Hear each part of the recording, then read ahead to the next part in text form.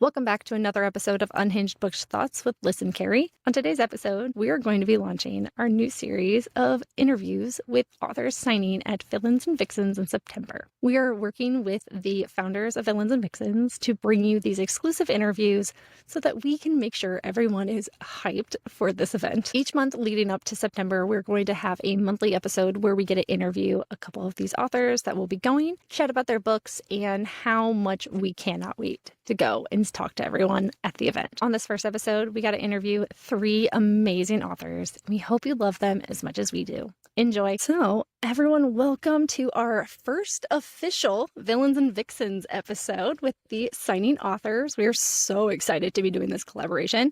I'm going to start out by let's meet everyone. So, Anne, if you want to go first, you can. I'm Caudle. I'm a dark fantasy romance author of Worthy of Fate and the second book, Bound by Fate. Beautiful addition. Thank you. I'm currently, I plan on staying in the fantasy romance genre for as long as I possibly can. I'm really, really excited about Villains and Vixens. Like, it is one of my top events that I'm really looking forward to. Same. I can't stop thinking about it. I'm so excited for it. Yeah. Perfect. Yes. So I'm Dana Evyn. I wrote The Other Side of the Mirror and The Mirror and the Mountain, and they're the first 2 books of the Mirror trilogy. Book 3 will be coming out next year. I'm not sharing a date yet until I finish the draft that is literally sitting in front of me on my computer. But yeah, I write romantasy. It tends to be a little dark, a little spicy, and I am very much counting down the days to Villains and Vixens. I truly cannot wait for this event. And let's talk about Dana's hardcover from Amazon. You also used the same company I use for my edges, and I got them in, and I was like, I love this. This is a nice little detail. I'm obsessed. Everyone here has absolutely beautiful books, and it's hard not to be obsessed with them. Vanessa, if you want to go. Very pretty. Yeah, I should have grabbed a copy of my book, but imagine hers is right here, which is also the Moonlight edition. I'm gonna insert it. Well, I do have the Moonlight edition. I am the author of The Tales of Iona, Long Live and Forever Reign, and then a new dark fantasy standalone called In the Wake of the Wicked. I write no spice fantasy romance that kind of toes the line. I like to toe the line a little bit, and I'm super excited for Villains and Vixens. I'm from the DFW area, so it's really cool to get to go back to my hometown for that. Well, that'd be nice. There's a lot of people that are going or in the area that are going to attend, even authors that I didn't become a signing author for it, but I'm still going to go because I feel like our community as indies, especially in the fantasy romance genre, we all talk. And so we're all going to this event, and I'm like, how many people do I know that are going? And I'm like, oh, we know this person and this person. And so when Karrie and I were talking about doing this collaboration with Villains and Vixens, I'm like, okay, how many for real could we get to come on the podcast? And I was going down the list. I was like, oh, well, I'm in a chat with this one and this one, and I've done collaborations with this person. I was like, we have so many we can have on. And so we're like, okay, we got to narrow it down, obviously, with collaboration requirements for Instagram and stuff. But I'm like, we can get 3 per episode or more, 3 to 4. And I'm like, this is going to be great. And I'm so excited about it. And so this first episode, I'm like, it's going to be so cool. And so we're so happy that everyone agreed to come on and talk with us so that we can get the hype for this event to be more. We're all so excited about it. And it's let's go. Let's get September. Also really nervous about it because I'm flying to Texas. And I don't mind flying, but I'm flying to Texas. Okay. This is going to be a long trip. Oh man. I promise. My in-laws actually live in Texas, and my mother-in-law is one of my biggest cheerleaders, and she's like, oh, I should go. And I was like, oh my God, I'm going to be blushing the whole time, but if you show up, I will be a pure tomato. Love it. But I'm very excited about the author community that's showing up for this event. We've got a great mix of indies and just a lot of books that I have personally loved. So it'll be fun. I know, it's going to be so good. So let's start out with the first question. So have you all always wanted to be authors, or was it something that just kind of came about for you? And then when did you actually start writing, whether it was the book that you initially published with or something else? So I did not ever intend to be an author, ever. And in 2023, I had an idea pop into my head about one of the characters in here. His name is Odarum. He's a Pegasus, essentially. And I couldn't get him out of my head. It was like a scene. And so it was probably like 2 months. I couldn't read anything. I couldn't concentrate on like movies, nothing. So I was like, you know what? I'm just gonna like jot this scene down. So it was like, if you get a song stuck in your head, you just have to like sing through the whole thing, right?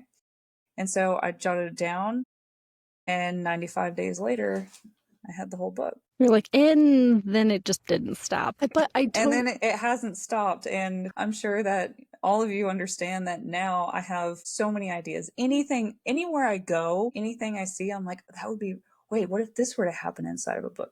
Like it, now it just never stops, and I'm never going back. No.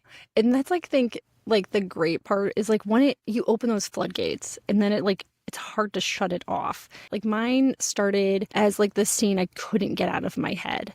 And so I just started writing it down.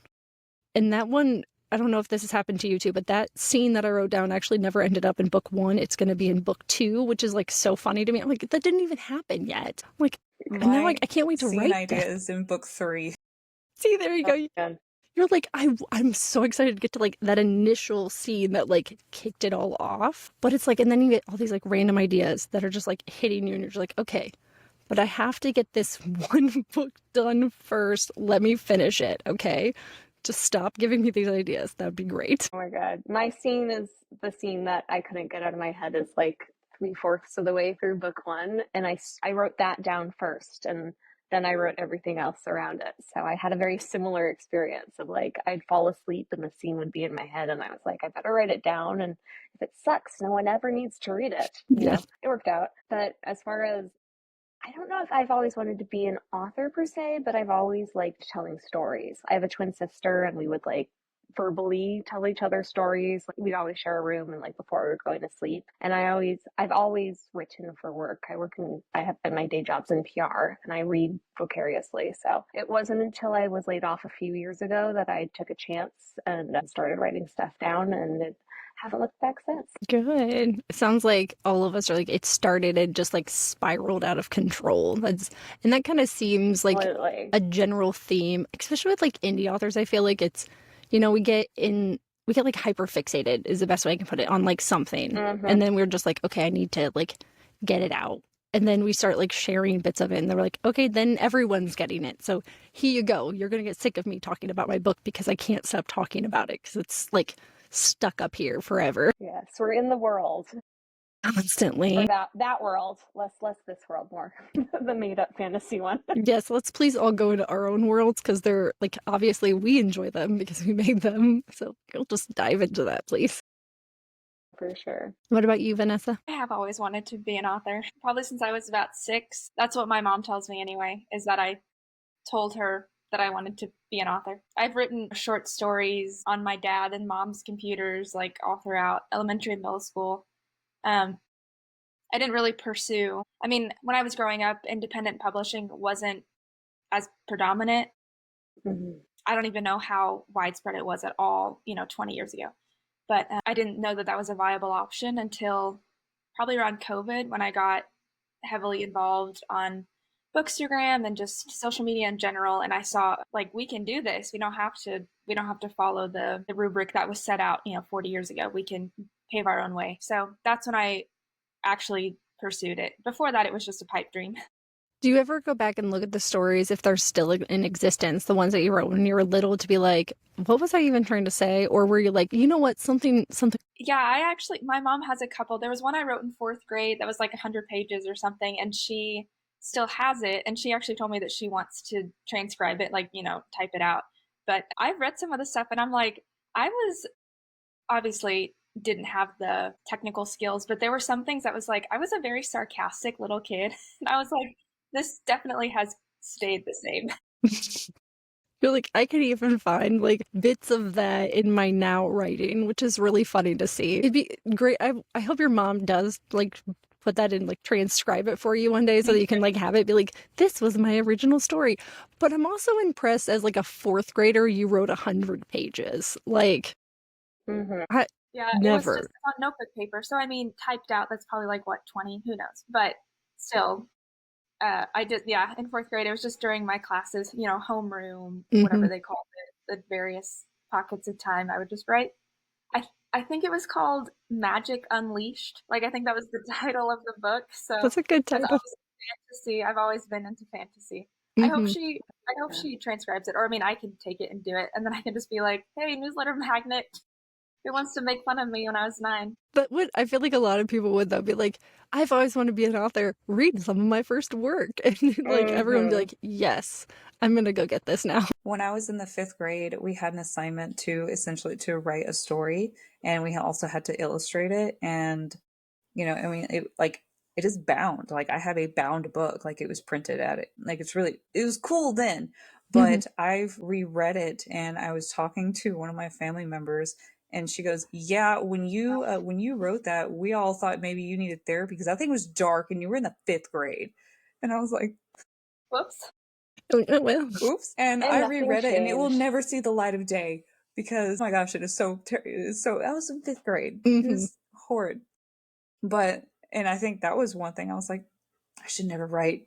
I'm going to scare people away. And now people are like, oh, darker. Give it to me. I think you posted recently on Threads, I think, and it was like, I wrote something and it was too dark, and I was like, no, give it. Let's go. I don't know. I was telling one of my alpha readers about it, and she was like, you can't.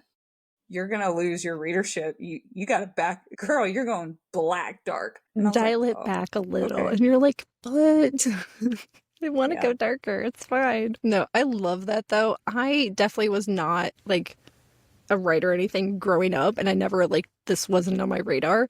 And so to hear stories of people who have, like, those stories from when they were kids, I'm always like, man, what was I even doing in the 4th grade that, like, I could have been spending my time, like, learning the craft, Instead, I was probably, I don't know, playing some sport for no reason. So then what would you say inspires you the most, and what, like, continues to motivate you to keep writing your stories? Compulsion. Honestly, my character story isn't finished yet. And, for the next series, like, they already live inside my head, and I have to tell their story. I have to tell people about it. I have to show these scenes, and I have to, show these struggles that maybe other people will connect with. So really, to me, it's the characters. I write character-driven novels, so. Yeah, because really, they just don't shut up in there, do they? They're like, no. You need to, like... No. It doesn't stop until you get it out. And I think your description of, like, the song that's stuck in your head, it's like one of those, like, brain worms. You just gotta, like, get it out. And then they don't stop talking. So you just keep writing until they stop talking. Yeah. Oh, yeah. Now, it was interesting when I wrote the first book, it was in such a vacuum because it was, if I ended up not being something that I liked, then no one would have ever seen it. And I shared it with a couple of friends. We have a fantasy romance book club, but it's mostly fantasy romance.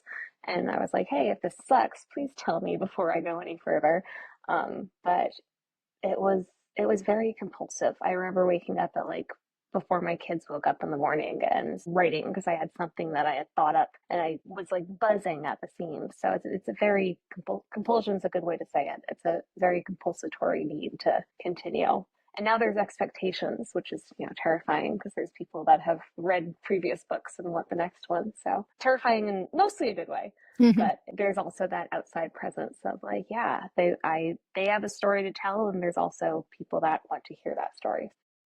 My answer is probably a little bit different because I'm not as much inwardly motivated as I'm encouraged by outside forces. So seeing everybody else having an author community, close friends, close author groups that, like, I'm watching, we're all working towards this dream together. That's what motivates me to keep going. That's a pretty, like, the outward factor.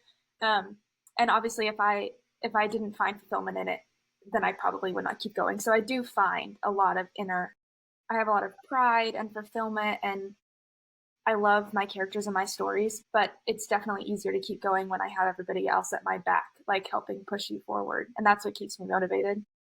Yeah, because you don't feel like you're, like, by yourself, like you're standing alone and, like, you could fall off the wall. You have people, like, holding on to you, being like, okay, you're good, just keep going, and, like, helping you kind of not fall backwards. Because I think that's one thing that it can be very lonely as an author, where you're creating these stories and we're all in our like little caves, being little gremlins, typing out our stuff, and it's very like solitude, right? But if you have those people you can lean on, where when you start to feel like you're falling backward and you're like, I don't know if this is something I want to do anymore, they're like, nah, keep going, keep going. Whether that's like your support system or your readers, you know, the saying, no, you're going to keep going because we need to know what happens. Or even your character saying, yeah, no, keep going. Like, we need you to tell this story because we can't. Obviously, we're made up in your head. Keep going.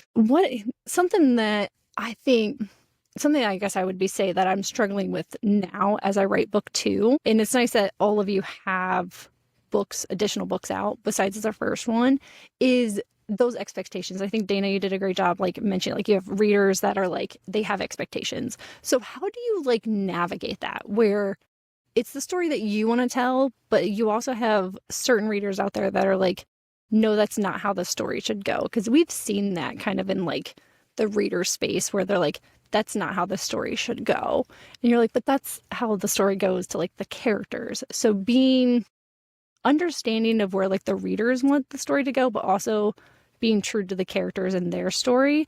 How do you feel like that's something that is hard to navigate? Or do you think that was like pretty easy just to like put it out there and say, you know, this is what you're getting? As odd as this is, I actually don't write for readers. I write for me, and I tell the story the way that it comes to me, because I can't please everybody. I can't please every reader out there, especially with the second book. You know, I may have drawn them in with the first book, and if the second book goes in a completely different direction than what they anticipated, I'm not going to be able to please them. So, you know, from book 1 to book 2, I had a lot of people who were like, no, this was not for me. I love book 1, didn't care for book 2.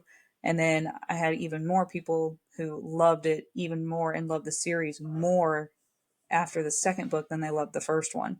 So you have to write the story for your, you know, for how you want to see it.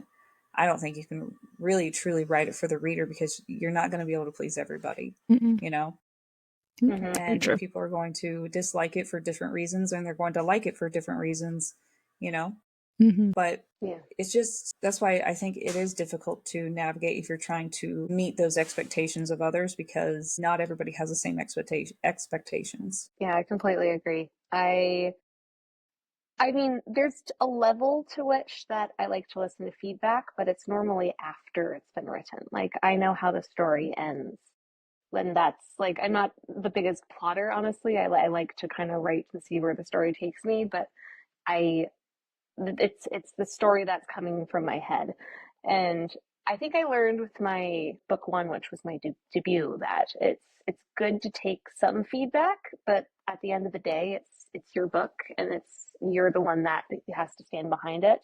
And I like it. So that's really, I mean, it's one of those, you know, you always hear like, get off Goodreads, don't read your own reviews. And people say that for a reason, because at the end of the day, not everyone's going to like what you write. Not everyone's going to like your book. Some people, it was so funny to me seeing people that were like, oh, what, man, 1 was better than 2 and 2 was better than 1. And I was like, if you could see each other saying this, then you'd know that, you know, we all have different opinions, and that's great. But book 1, I read some ARC reviews. Book 2, I was like, this is the story and it's out there, and I know where book 3 is going. And I've had a bunch of people guessing like what it's going to focus on. And some of them are right, but I'm not going to let them know until the book's out. Yes. I always tell people I'm going to gaslight you. Even if you are right, I'm not going to tell you that you are. And I'm going to like make you question your theories. Like, really? Why do you think that? What part of the book made you think that was going to happen, and really make them question themselves? Because it's so funny then go, wait, hold on, am I wrong? Did I read that wrong? And I'm like, just sitting there like, and there's like that meme, like evil laughing of like authors, like when stuff happens, and I'm just like, no, you're right, but I'm not going to let you know that you're right. And so when it comes to book 2 and you read that, you're going to go, I knew it. And then I'm going to get like angry DMs, and I'm perfectly fine with that. I've straight up lied to my readers before, because they would message me in the middle of them reading the book, and they're like, this is going to happen, isn't it? And I'm like, no, of course not. Absolutely not. I would never. Come on. I would never do that. Oh my gosh. No, I think it's very interesting though when you have something that you foreshadowed and like there's some readers that are like mystery readers, like they want to figure it out. And there's some people that are just passenger princesses. They're along for the ride. They just want to see what happens. And it's always fun seeing what surprise like what's a big twist to some people and what is like, oh, I saw that coming. So I'm like, of course I foreshadowed that. I Yeah, hope you did. I told you. Or maybe it was a huge surprise, and that's also great.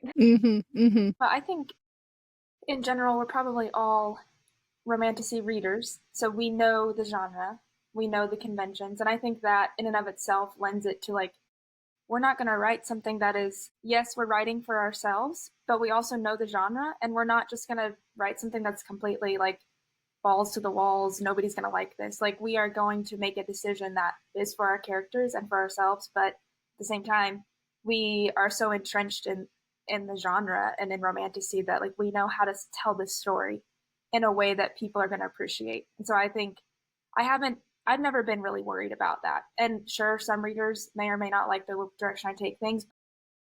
I haven't ever been quite as worried about navigating that, like knowing that I'm just going to go take a complete 180 that everybody will hate. Like I know myself and I know the genre, even if it makes some people angry. Like we all know what we're doing, if that makes sense.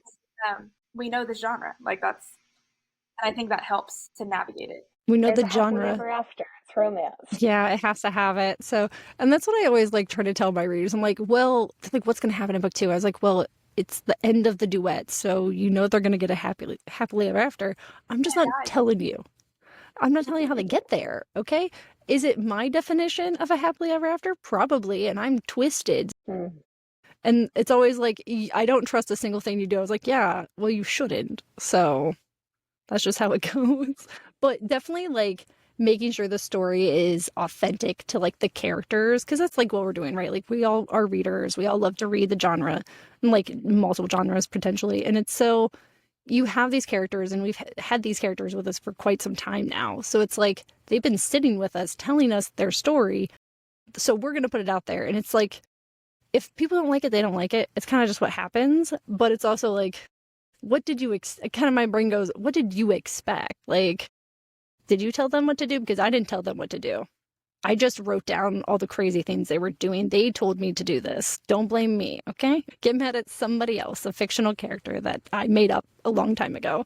So going off of being a plotter, a pantser, or like what type of writer are you? Do you like to have like a huge outline that's super detailed, or because I think all of us are character driven, if I'm gathering it correctly, like do we just kind of like let the characters do what they want? So I am mostly a pantser. For Worthy of Fate, I was 100% a pantser. I did outline and I didn't go by it at all. I started and then I was like, no, and it wanted just completely veering off my original plot. And I think I kept like some of the scenes, but not really. And then for my second book, I had to somewhat plot a little bit more because I have 4 different POVs and 4 different storylines, and then they all converged at one point. So I had to plot out the different POVs at least. So, but like all I would do is say, okay, they're here and I need to get them to here. So that's what I would plot is the major plot points. But then how they got from there to there, I make it up on the spot. Yep. Team pants here too. Especially book 1. I mean, I already said that I started with a scene right in the middle, and that's where it began. And then I kind of figured out how I got there. But the more that I write, the more with book 2, I did a reverse outline where I wrote a bunch of it, and then I wrote an outline chapter by chapter, being like, I need to make sure that there's nothing that I'm missing. I want to make sure that I wrap certain things up. And then for book 3 that I'm like almost done with this first draft, knock on wood, is it's been a lot more sequential, which is very weird for me. I like writing things out of order. I'll get a scene in my head and I'll write it. And this one has been a lot more plotted out than anything I've done before. So hopefully it turns out well, because there's definitely a lot that is in the plot that needed me to have that sort of sequentiality to it. But yeah, a little bit of both in between. I am a plotter. I have not always been.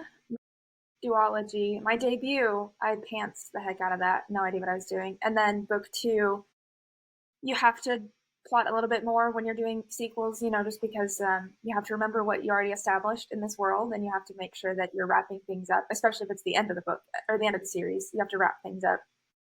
So I plotted that one very, very loosely, kind of like what Ian was saying, just a very generic, big plot points, and then I figured out how they got there. And then I slowly started realizing that I needed to plot because I was losing my mind. And now I'm on my 5th full-length book, and I have like a 15,000 word outline document that I'm like, I follow to a T, and it saves my life. Oh, wow. So I fully transitioned. I mean, chapter by chapter. I even have like dialogue plotted. The only thing I have to do a lot of is like scene setting and, some more of the intricate details, but it has saved my life.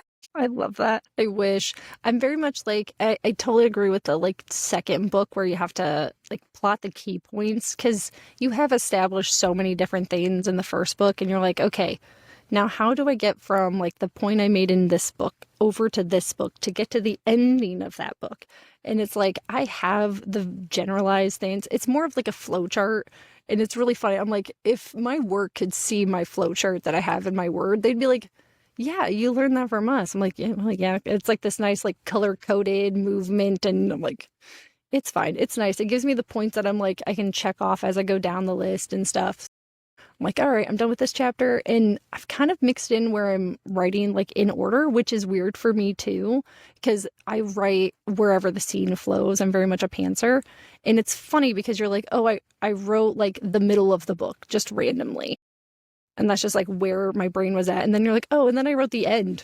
How'd we got there? I don't know. We'll figure it out in the other chapters. And then you like skip around, and then you go back and you're reading and you're like, what was I even trying to say in this? So you like kind of see how it fits in with everything else. And I think that's the fun part, is like we all have our different styles of writing, and they all end up making sense in the end to however our brains are working. So it's like, yeah, there's like 1.5 million different plot points here, but we all like write where they go and like how they intertwine. And then especially if you have a long series, it's like you have them all connected across 5-6 books, and it's like and with the multiple like points having to go into one, it's like you have to be strategic on where those are going, but then also like you have to let it authentically happen. So it's such a unique like mindset, and I think that's where the fun part of the creativity comes as being an author is, how do we do this? Like, you have free range to do it however you want.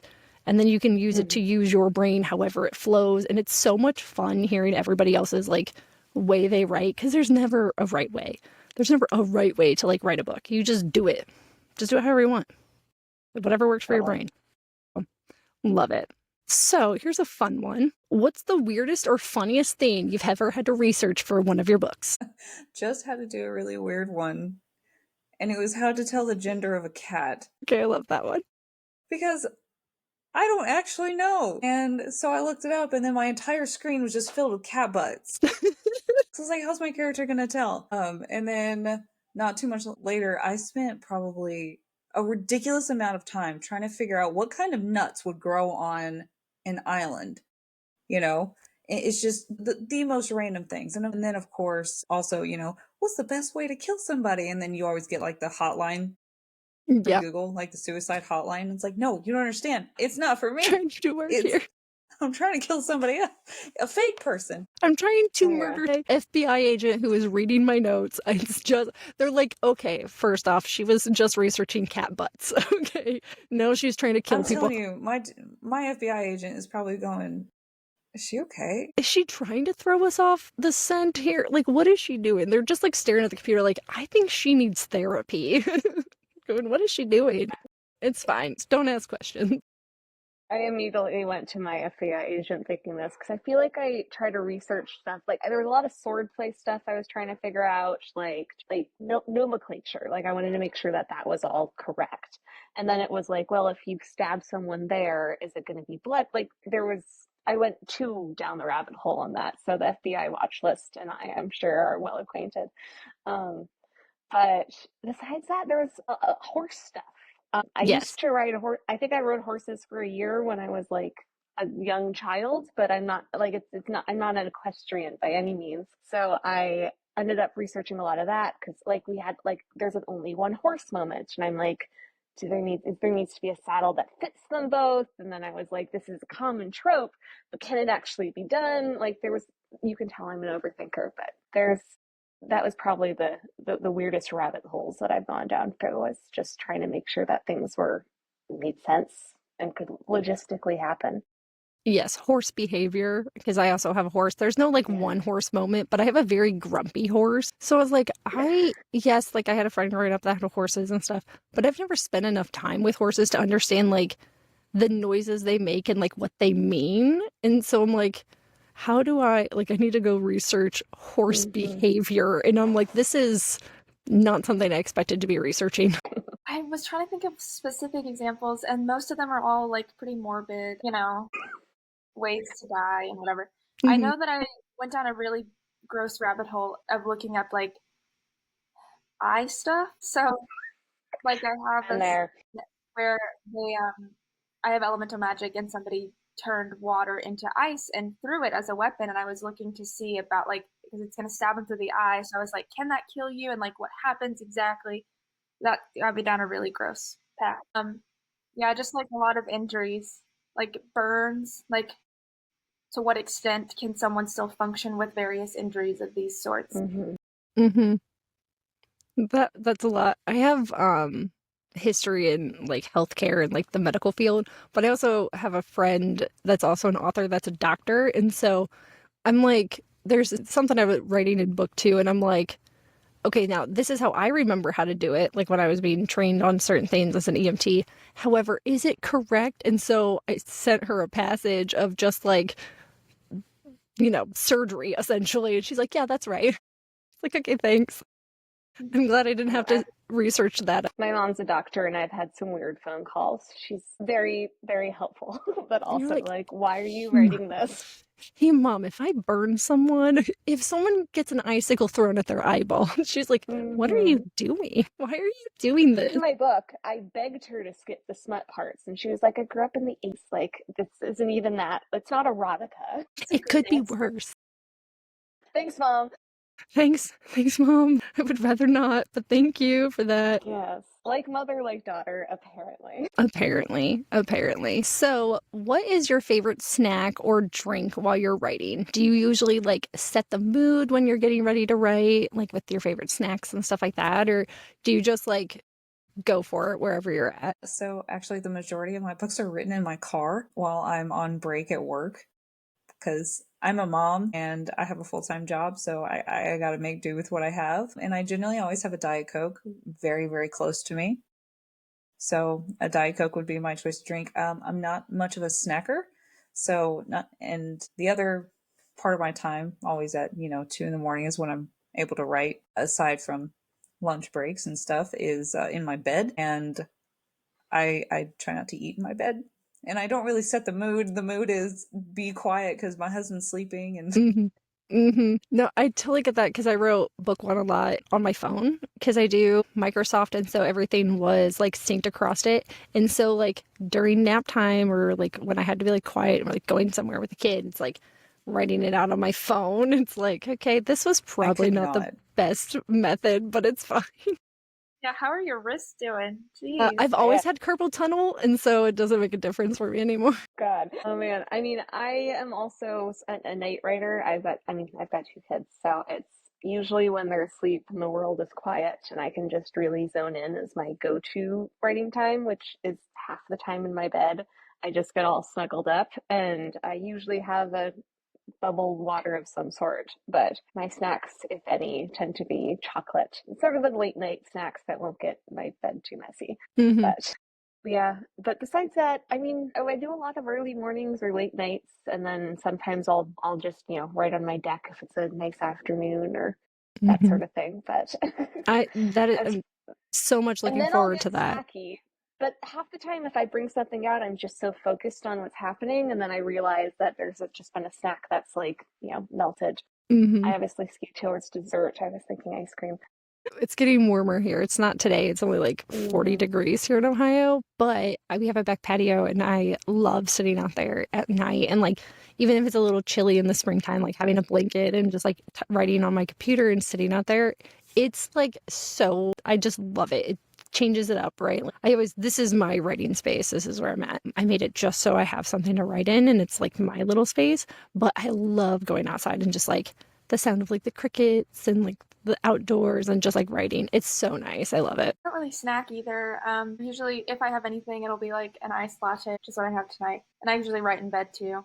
And I don't like to, if I'm in the zone, like I don't like to reach over because then if I get my hands messy, I don't want to like touch my computer. So I just don't really do a lot of snacks. That's a good point. I'm trying to think of like when I'm writing, I have like chips maybe, but I'm like, do I eat anything like messy that would get my computer messy? And not really. I don't think so. But you know Some of what? the chips that I like though would have like cheese dusting or something, Yeah. on them, and then I'm typing and And there's like cheese, where you were typing, what letter you were That's using, when you because get it's got like a little chopsticks, and then you reach into the bag, and so that way your fingers don't get Then messy. it's slowing you down. You're all yeah, exactly. I don't want you to slow down. We need to like make a mechanism of like in the chip bag to like your mouth, kind of like an assembly line. Wouldn't that be nice? Do you have any other hobbies like outside of writing and reading? Do you do anything else? Woodworking. Woodworking. Yeah, so this desk that my laptop is on, I built it. The entire bookshelf. I am so built impressed. I'm so I impressed. like building furniture. No, I'm mad you went first. That's amazing. Like my coffee table and the garden table outside, my son's bed, like a full twin size, bed, nightstands and stuff like that. So I really like woodworking. I like working with my hands. That's amazing. Thanks. Definitely not that talented. It lets me shut my brain off. Yeah. Honestly. And I don't know, I started woodworking when I was in high school and just, I don't do the little, like, I don't like carve things and whatever. I just like building things. Big furniture stuff. Yeah. Yeah, that's awesome. That's so cool. Mm-hmm. My mom, I'm one of two sets of twins in my family. And my mom saw a set of twins and said, well, I'll teach them both piano and make them a duet team. So my go-to hobby is playing piano, which is another sort of turn my brain off and focus. That's really Besides that, I live in the Pacific Northwest. I'm fairly outdoorsy. My husband and I like to go hiking and all those sorts of things. It's funny. I feel like I'm either a hermit, like in my writing cave, or I am outside, like in the woods, which is probably why I have a lot of woods in my books. Probably. Yep. But they would be accurate too, because you can go on the hike and be like, okay, now what can I gather from here? And do any of your characters do like woodworking, or do you have like any aspect of that hobby put into your books? No? Not yet. Not yet. Maybe someday. I feel like hadn't somebody thought about has it. to. Or like really nicely detailed like furniture is like how I picture like what I would. Okay, but I can't do that. I'm not. They're not super fancy. I mean, these are. Those look fancy. Well, thanks, but I have a critical eye, just like us with our own books. Like we see all the flaws, and I see all the flaws here. I feel like one of your MMCs and like one book you write in the future has to like secretly be building furniture and just like build a bookshelf, and that like matches the one, like builds their own library in their house, and they're like, oh, magic. Wow, so beautiful. And then it's like little details that you can put in there. So as you can see, I don't have enough room on this bookshelf because we needed a bunch of storage, because this is also my husband's office. And the next project I plan is doing floor to ceiling bookshelves from wall to wall upstairs. So because I have too many books and I have a book buying problem, even though I can't read them because I don't have time to read them. Because I'm too busy writing. I'm too busy writing them. Yes. B&B is going to be so bad for that. I plan to absolutely stock up when I'm not. I do too. At my table. Especially because I'm driving, because I don't live very far. Yeah. I'm just a few hours away, so I'm like, I can stock up my car. Oh, that's gonna be so nice. Bugs. It's gonna be great. I guess I don't really have any hobbies, but now I feel really lame. But I'm very extroverted, so like my husband and I, We like to hang out with friends in town and do a lot of board games. We're kind of homebodies, but like we can go to other people's homes. Like we're comfortable anywhere basically. We like to play board games and watch sports and things like that in group gatherings. So it's not really a hobby, but we're big gamers, like game people. That's it. What's your go-to board game? What's your go-to board game? We really like Catan, and we really like deck building games. So like DC Deck Builder is a fun one that we like. Dominion's one that we like. We like to. There's some good card games that we like to do, and Jackbox. Have y'all ever played Jackbox? It's not a board game. It's a virtual game. We got really into this in COVID because it helped us to connect, like keep connected with people because you can play in anywhere. It's a virtual game that you like log in on your phone. You like sign into some using some code and you can play games with people on your phone and then it projects. I've done this. I think this was a COVID thing. Yeah, we like to do all that sort of thing. It's fun though. I used to be really into like video games, but since I started reading and writing, I have kind of like that's fallen away. But I really want to get back into it. And so I've been trying to like, I have a Switch. And so I've been trying to like play more. But also very hard to, when you're like, oh, I probably should be writing. Or like you have a kid that's like, give me that. And they're like trying to play. And you're like, well, never mind. I want to preface this real quick. I haven't done any woodworking. So my hobby is non-existent since I started writing. So, I mean, it is a hobby that I would love to do, like reading, but I don't have time to do it. Yeah. We all have our author job and plus a full-time job and children and family and it's hard to have not other enough hobbies. time on the clock.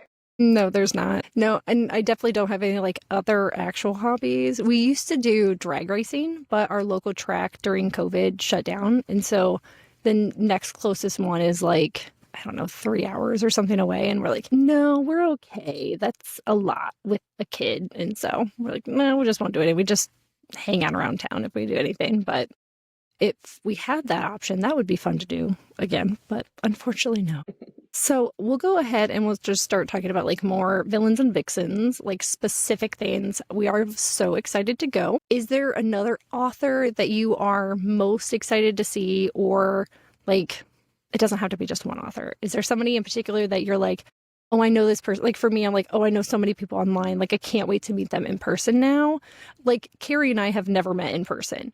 And so we are like so excited to get to Villains and Vixens so that we can officially meet in person. And so that would be my person that I'm super excited to meet. I mean, I'm really excited to meet, it'll be August and Dana Evyn. And then I've met VB Lacey before, but I can't wait to see her again. Man, you stole my list. I'm thankful. And NA and Caudle, those special editions look killer. Like, honestly, there are, like you guys were talking about earlier, there are so many authors that are coming to this event, particularly that I'm very excited to either see again or meet. And I feel like many of them are my friends and I have like a connection with, like Dana, you and I have connected so many different times. Vanessa, we've connected several different times, and so like I'm really excited to be surrounded by so many wonderful, wonderful, amazing authors. And I'm also like, I have major, what is the term? Imposter syndrome? Oh, yeah. I get to go too. That's so cool. No, I have said to Karrie several times, I'm like, hey, have they said like they're cutting me or something? Because like they've just signed on another like big author. I was like, are they cutting me? Like, are they going to get rid of me? And she's like, no, why would they do that? I was like, because I'm like this baby. Like no one out of all of these people, it's me. Are you positive about this? They're not like, maybe we should get rid of her. She's like, no, what are you talking about? Like, are you sure? You sure? No, it's such a stacked list. I'm really excited to see it. But I completely agree about like just having that general author community like in person is going to be so much fun because there's so many people that like I've done giveaways with you guys, or I've like we've chatted before, or I was gushing to Vanessa about Waken the Wish Kid and like how the timing with Wicked came out and like that magic stuff that just like happens, and it's going to be fun to like make those connections. But it's also fun that I think it's really important, like especially as indie authors, to have to have author friends within the community, and it's so nice to make those connections matter more when you see each other, because a lot of these people like Ariella Isabella, like I proofread that one of the books behind me, and she's going to be at the event, and like we have a chat which we always ping back and forth on, and that it's like, like let's keep up with each other because I saw you at Books, Gowns, and Crowns, and now I'm going to see you at Villains and Vixens, and it's such a small community that you end up seeing these people on repeat, and it's really lovely building those relationships. Mm-hmm. It is, and it's very welcoming, which I didn't know how welcoming it was until like I joined Instagram in like 2023, not knowing really anything about the book community, and then transitioning quickly over to being an indie author. And it's like, okay, now like am I gonna be like shunned or something like that? No, like everyone's like, hey, do you want to join this chat? And like we've got this. And I went to an event, I think it's like 2 weekends ago in Indiana, and I was one of the only like fantasy romance authors there. There was a lot of paranormal, and they're like, hey, we have this like Discord. You don't want to like join it? We're doing all these events together. You can just come over with us. And I'm like this outsider, not from this state, never been to this event before. And they're just like, yeah, come on over. And I'm like, okay, thanks. This is great. Yeah, they just always feel like such reunions. This will be my like sixth event or fifth, something like that, and they're always like, it's my favorite part of the year. They're just like big reunions because you feel like you know everyone, and even if you don't know somebody by name or haven't talked to them one on one, like you become best friends instantly anyway. And I think it just feels like such a like you're going back home kind of thing, like seeing all of your friends from long ago, whatever.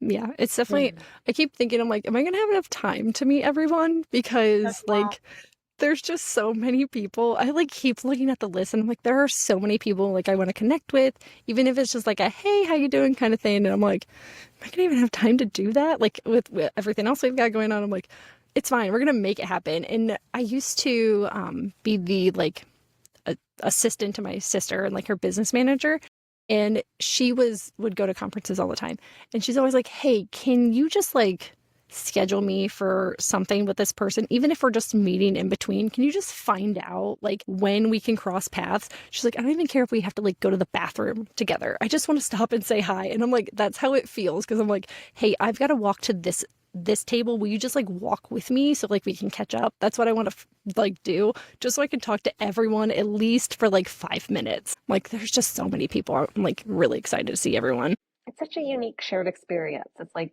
seeing old friends even if you haven't met. You're so right, Vanessa. Yes, it's very, it does feel like you're coming home, because like everyone's there, like all your friends are there, like we're all just gonna go hang out and just like chill and talk books and just like, I don't know, just geek out for a while, right? So I know that most of us have already been to any events. Do you have any like signing essentials that you always recommend people going, especially if it's a first-time author going to the event? Any advice, anything that you're like, make sure you bring this, so that they would want to know when they're going to it? Comfortable shoes. Yes. Comfortable shoes. I made the mistake my first day at a signing event. I was wearing heels, and I've never regretted a choice more in my life. I don't really know, honestly. I've only been to 2, and I'm still learning a lot. What I did is I totally creeped on past events, and I was zooming in on authors' tables, trying to figure out, like, okay, what do they have? Like, what is their setup like? What do I need to take? And I would just ask authors. I would just message them and be like, hey, you have no idea who I am, but what all do I need to bring to this thing? Because I have no idea. And I also think that, you build up to all the things that you bring to events. And then you also learn as you go, be like, I really don't need this. I'll get this next time. Oh, it would have been really nice to have, a table runner, or those really big banners that are behind you, and, things like that. I mean, second all of that, to add to the list, a couple fresh Sharpies, because they always start dulling and you're like, oh no, I'm trying to make this look pretty for signing your book, which is always like, don't screw it up, because this is like, a very precious item. Besides that, one of those like Foley carts things, like I'm planning to bring one just because books are heavy, and I plan on buying a lot while I'm there, because that is a personal problem I have. When something is signed, it is No, therefore priceless, and I definitely. need it.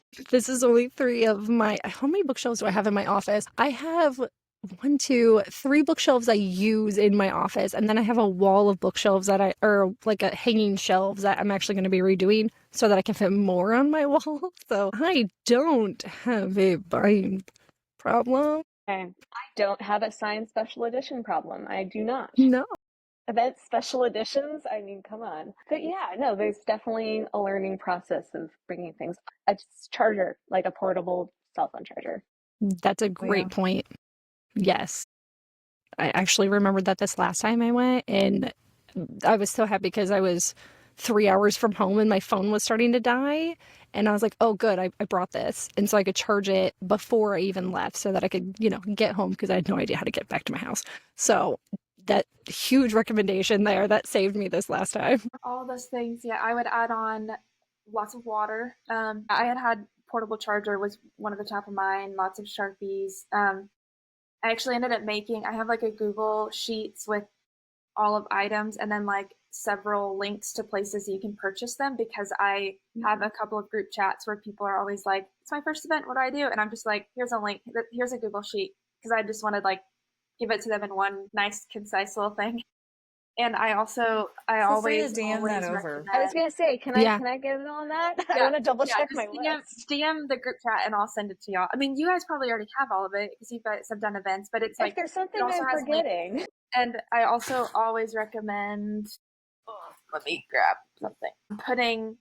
Bringing swag, of course, but then putting art prints, but then putting info on the back. Like I always recommend people to do this because they're gonna grab so much stuff, they're not gonna remember which art goes to which book. Author this was for. So I put my book covers on the back and QR code, literally they will not forget me. I like how you have your back because right now on my art prints, I do have the QR code to my website so that it has all my stuff on it. But I like that it's got the books and stuff. I may have my PA redo them. I really like that. Cover recognition is just super important. It's another way. I also highly recommend, this is getting really in the weeds, I'm sorry, but I do giveaways at my table at every event for either, I have done the Moonlight Special Edition, I've done my Aurora Crate Special Edition, I've done my own personal editions that I put together. Whatever I have on hand, I'll do a giveaway and I get people to sign up for my newsletter in order to enter the giveaway, and then I pick a winner at the end, and that usually gets me, I mean, if anything, it draws people to your table because they're like, pretty book that I could win for free. Then it gets a conversation started, gets you a newsletter subscriber. So I recommend doing that if you have something you can give away like that. Yeah, I've done that at each of my events too.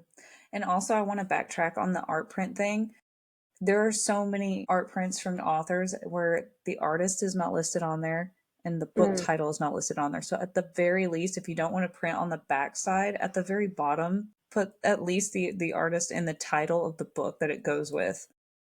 I have a stack of art prints. I have no idea what books I go with. That was the biggest thing. If you I'm in the Polycon group on Facebook, and a lot of people are like, who does this go to? They'll post pictures of their art and they're like, I have no idea who this goes to. I think that's a perfect example of it.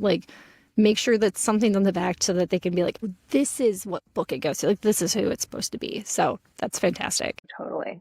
No, that's one of my biggest pet peeves is when people don't tag the artist at least. I'm like, let's give some credit where credit's due. But also the book. The book is very good. I have, and the QR code.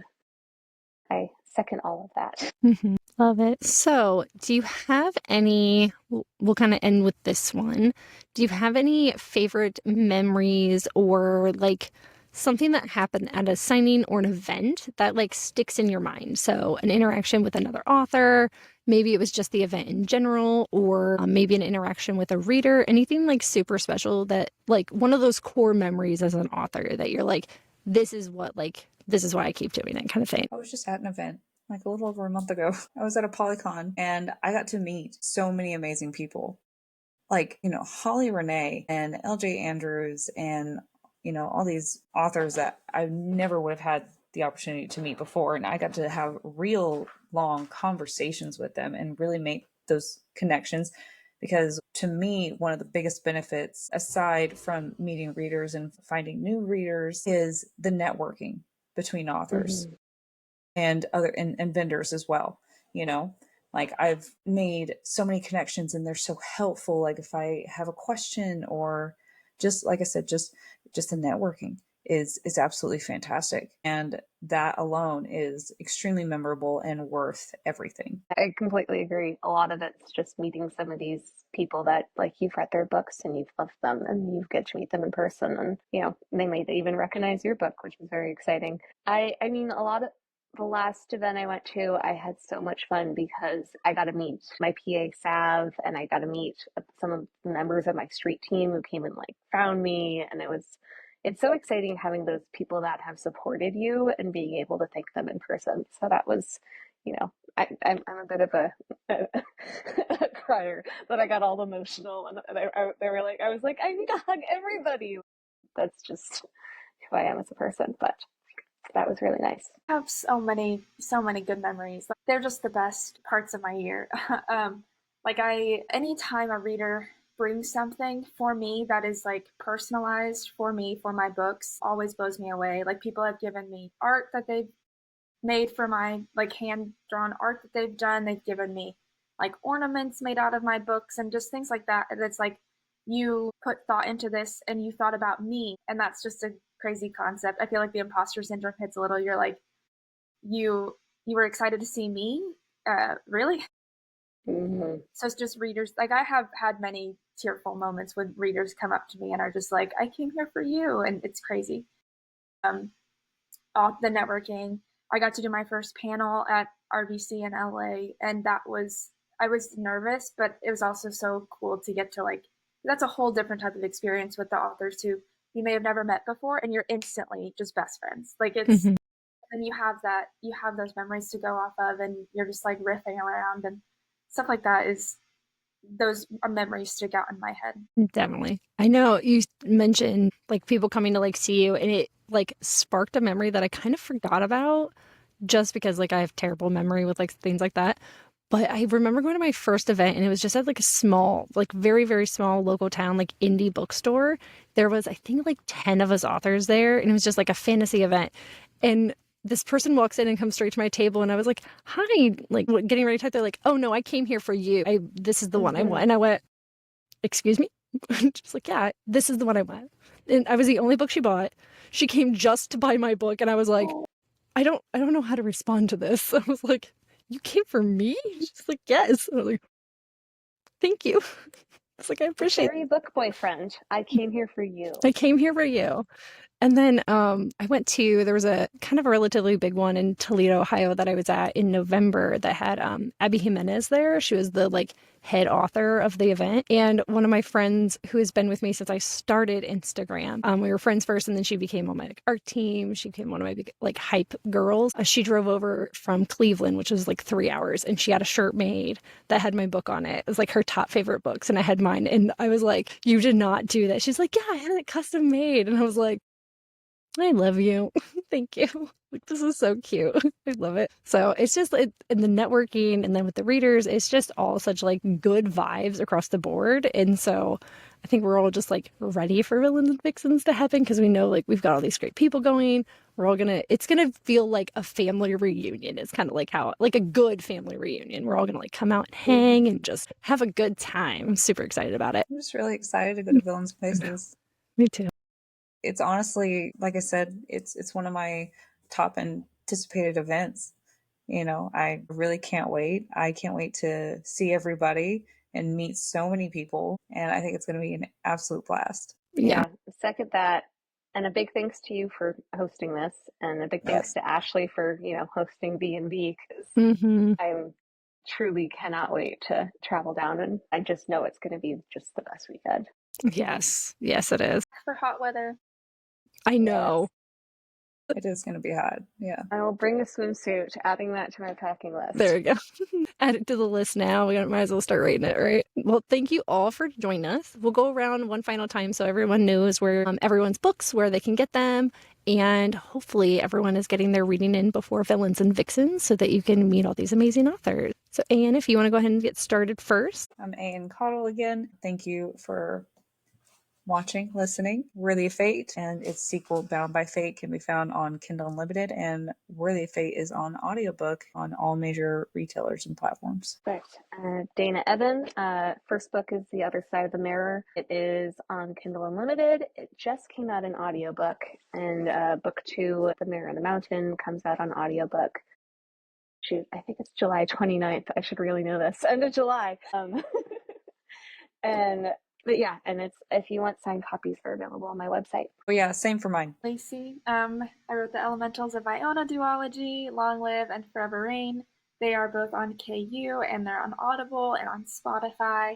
And then I have a standalone called In the Wake of the Wicked that's also on KU. And by the time we're at Villains and Vixens, the second book in this standalone series of The Curse of the Crown will also be out. So yeah, you can get all of that. Yay! KU. Congrats in advance. Yes, congrats in advance. Because, so I was looking at it before, because I plan on doing a Villains and Vixens, like, audiobook, because I'm a big audiobook person. I can't, like, write while I'm working, so I just usually have an audiobook on. And I know that all of us have audiobooks. And so I'm like, okay, now where do I have to find everybody's? I think everyone's saved some on different platforms, so that I'm like, yes, I'm going to listen to this one on Everand. I'm going to listen to this one over on Hoopla, this one on Audible. And so everyone needs to check out all the books on KU and all over the platforms before the event, so we can all meet and talk about all of our books. Everyone needs to read them. They're all so good too. Going down the list of the people who we were talking about coming on, and I'm like looking at, so I was like, wow, these are people, like, if you look at any of the, like, reviews, any of the comments across platforms for any of your books, it's always like, holy crap, I love this. Is my favorite book. These are so good. I love XYZ about them. And I'm like, all right, we all just need to, like, hype all of these books up because they're all so good. Let's just keep that momentum rolling, because I can't wait. I know we were trying to get everyone's reads in, and we're like, oh, well, we didn't. But you know what? I've already got, like I said, I know I have Dana's, yours is on my Hoopla right now. I already borrowed it because I meant to read it this past week, and I was like, I ran out of time with work and stuff. And so I was like, okay, hers is up. I think it's going to come either this week or next week. So Dana's is up. And then I've already looked up Worthy of Fate, and I already have VP's already done. Vanessa's already loaded on my Audible. So I'm like, I've got everyone set to go. I just need to get through the list. I hope you enjoy the reads. My TBR, especially with B&B coming up, is going to be ridiculous. It's so bad. It's so bad. It's so bad. But thank you all again for joining us for this first episode of the Villains and Vixens Signing Authors exclusive. I'm so excited to be doing this collaboration. So thank you so much. And we are so happy you were able to join us today. I want to say thank you one more time for everyone for joining me today and chatting about your books. This was so much fun. It's such a blast, and I can't wait to meet in person in September. Be sure to check out the full list of authors, vendors, and narrators that will be attending Villains and Vixens on Villains and Vixens website or their Instagram. While you're there, be sure to snag yourself a ticket so that you can join all of us. Tune in next month for another episode of our exclusive interviews with Villains and Vixens authors. We can't wait to see who we have next. And as always, remember to read what you want and don't be a dick.